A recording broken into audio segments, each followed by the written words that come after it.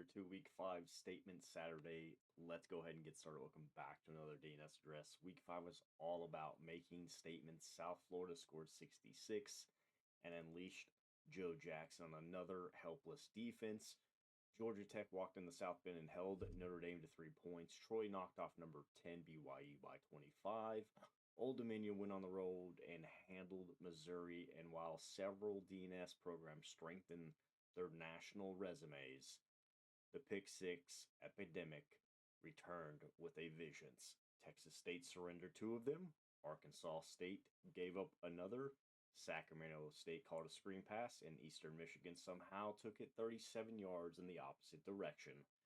Week 5 had ranked wins, conference awards, Heisman performances, and enough defensive touchdowns to make quarterbacks suspicious of every passing line. This was Statement Saturday. Let's get into it. Our headline of the week was that South Florida dropped 66. Number 13, South Florida traveled to Charlotte and turned the game into an offensive showcase. The Bulls win 66-28. MVP Jr. completed 23 of 36 passes for 305 and 6 touchdowns, 6 passing touchdowns, no interceptions. That's quarterbacking with a purpose. Shelton Sampson Jr. caught 7 passes for 122 and 2 scores. Rodgers added another, and once again, the biggest story was Joe Jackson. 15 carries, 292 yards, 3 touchdowns. That's nearly 20 yards every time he touched the football. At this point, Joe Jackson isn't finding running lanes. He's discovering alternate routes through the defense. Wilder also added 116 rushing yards as South Florida ran for 200 yards between the top 2 backs. The defense intercepted 3, and the Bulls finished with 66 points. Joe Jackson earned American Conference Offensive Player of the Week, remains the leading candidate in the Heisman race. South Florida moves up to number 10 and hosts East Carolina next week. The Bulls are officially inside the top 10. And their offense is becoming a weekly public safety concern. Georgia Tech owns South Bend. Number 11 Georgia Tech traveled to number 22 South Bend for the biggest test of the season. The Yellow Jackets did not simply pass the test. They erased their answer sheet. Georgia Tech wins 38-3. 3 points. Notre Dame hosted a top 15 matchup and produced 1 field goal. Come on, guys. The Fighting Irish's offense spent the afternoon touring the stadium without even finding the end zone. Quincy Clutts completed 18 of 26 yards for 192 and 2 touchdowns. He did throw 1 interception, but the Yellow Jackets remained in complete control. Mendoza completed 4 or 5 and added another touchdown. Wheeling and Kromah also scored on the ground. Addison led the receivers with 61 yards. Georgia Tech did not need one overwhelming statistical performance. It controlled the game in every phase. The Yellow Jackets are now 4-0 and ranked 8th in the country.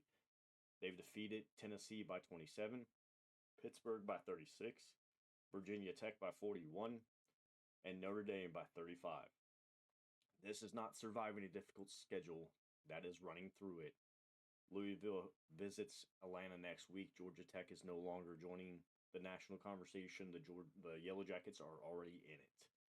Troy takes down number 10. Number 10 BYU entered Troy, looking to recover from its loss at Georgia Southern. Instead, the Cougars ran into another DNS program ready to make a statement. Troy wins 42-17. Waldrop completed 17 of 28 passes for 187 yards and 4 touchdowns. He threw 1 pick, but consistently finished drives with points. TJ Lott caught 7 passes for 116 and 2 touchdowns.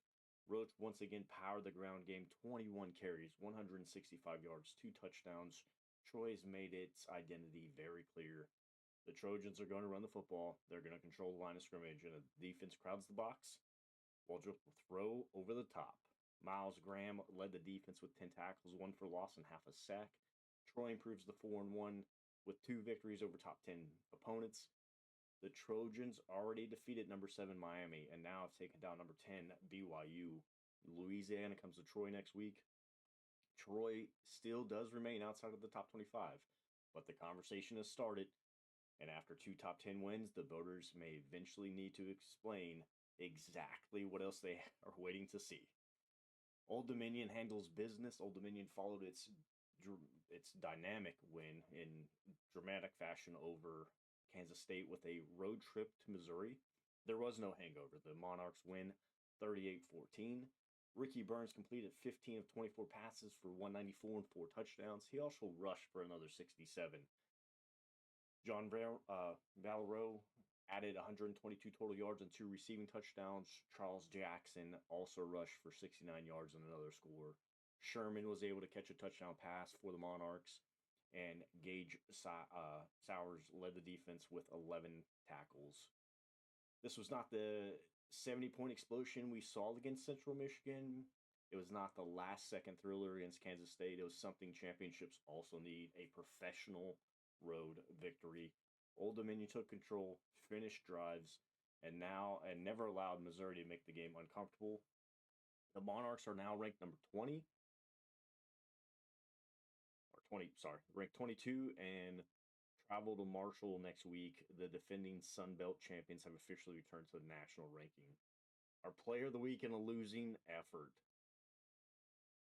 Ohio defeated Texas State 48-35, but Cole Pryor delivered one of the best individual performances of the entire season. 35 carries, 184 yards, 4 touchdowns. That performance earned Pryor National Offensive Player of the Week. 35 carries is not a workload, it's a direct deposit. Pryor repeatedly kept Texas State alive. Graves also added 6 receptions for 132 yards on a touchdown, but the Bobcats could not overcome 5 total turnovers. Risling threw for 293 and accounted for 2 touchdowns, but he also threw 4 picks and lost a fumble. Two of those interceptions became Ohio touchdowns. McGee returned one at 28 yards, and Donald returned another 29 yards, and with Donald's, it actually gave him the MAC Defensive Player of the Week as he had 11 tackles, 3 of those for loss. Texas State did score 35 points. Pryor scored 4 times, but the Bobcats still lost by 13 because the defense kept receiving the football on short notice. Texas State travels to Washington State next week. The offense has playmakers. The quarterback decisions must stop turning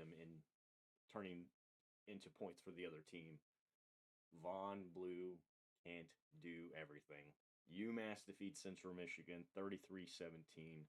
Snead completed 23 of 31 passes for 213 and a touchdown. Bush caught 6 for 100. The defense recorded 4 sacks and an interception. But once again, Von Blue was the center of everything. 17 carries, 112 yards, 1 touchdown, 11 receptions, 67 receiving yards, and a touchdown. That's 179 total yards and 2 scores. Blue did earn the MAC Offensive Player of the Week and has joined the early Heisman watch. The problem is that Central Michigan continues receiving award-winning performances without receiving the victories. The Chippewas fall and travel to UCLA next week. Von Blue is doing everything except driving the team bus at this point. Coach Nelson may actually want to ask him to do that, though. Sacramento State falls short. Eastern Michigan was able to defeat Sacramento State 23-15. The Hornets moved the football. Babcock threw for 204. McKinney added another 128. Golly rushed for 152 and a touchdown. Collins caught 10 passes for 116. Sacramento State had 2 100-yard receivers and a 150-yard rusher and still only scored 15 points. 4 interceptions from Babcock was the difference. One came on a screen that Eastern Michigan defensive end Rodney Pendon returned 37 yards for a touchdown, a pick 6 on a screen. That play is designed to be one of the safest throws in the playbook. Sacramento State somehow turned it into a defensive highlight. The Hornets travel to Ball State next week. The yardage is there. The skill players are producing. The final step is ending drives with points instead of apologies. Northern Illinois comes back down to earth.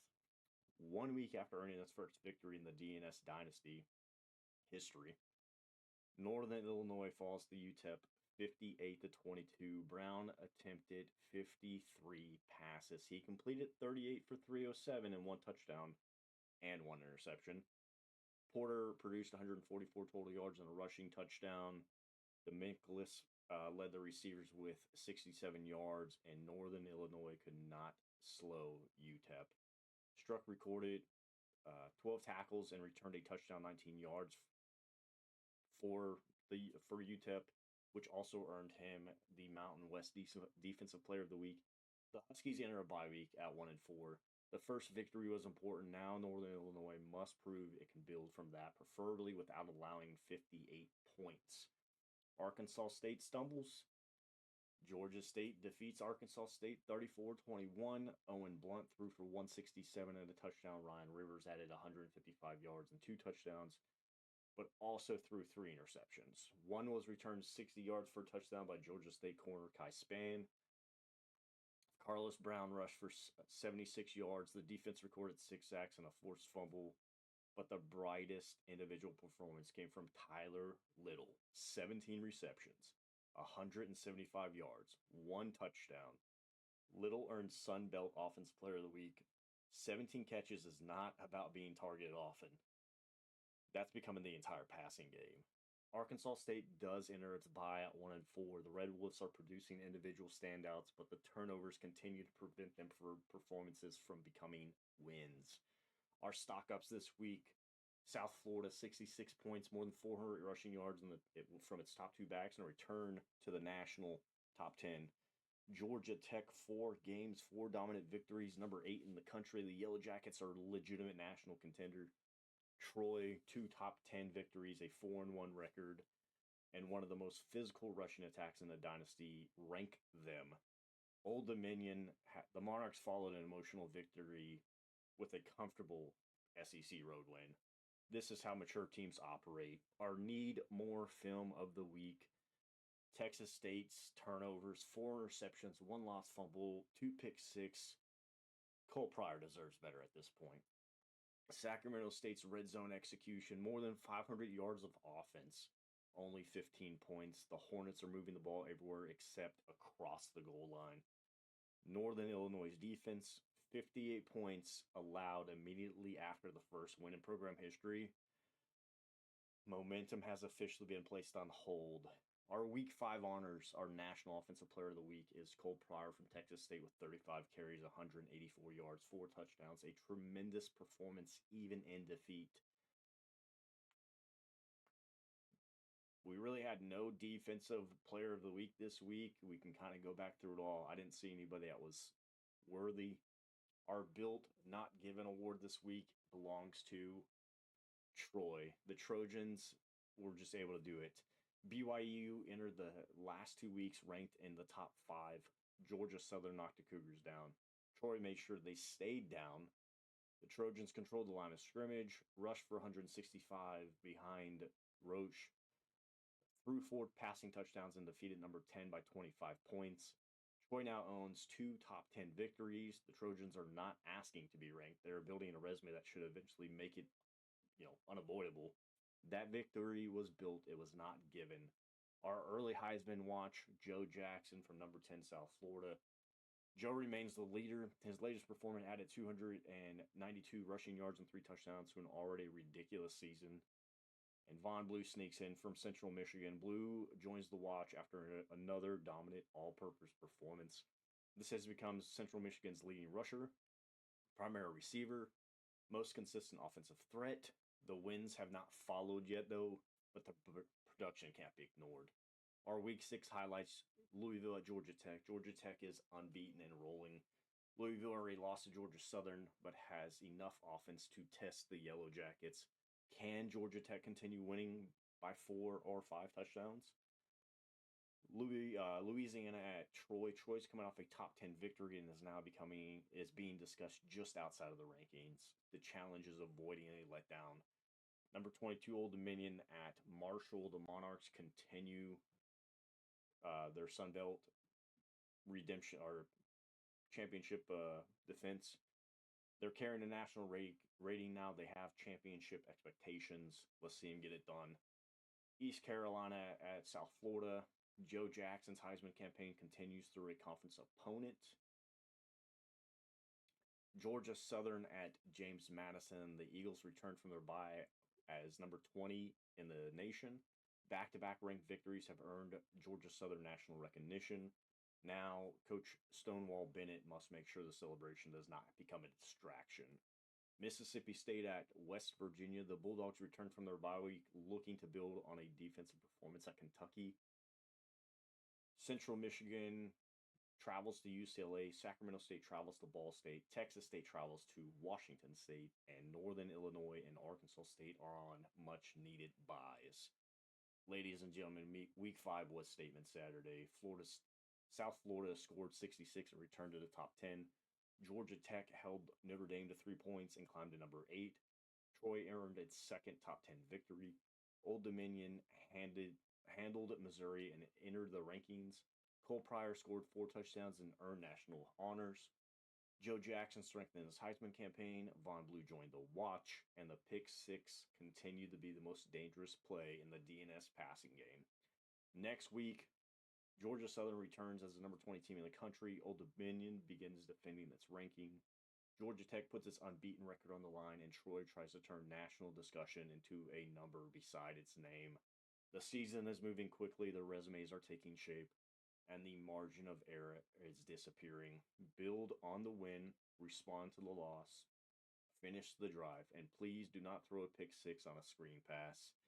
In the Department of Natural Selection, you select, we collect, built, not given.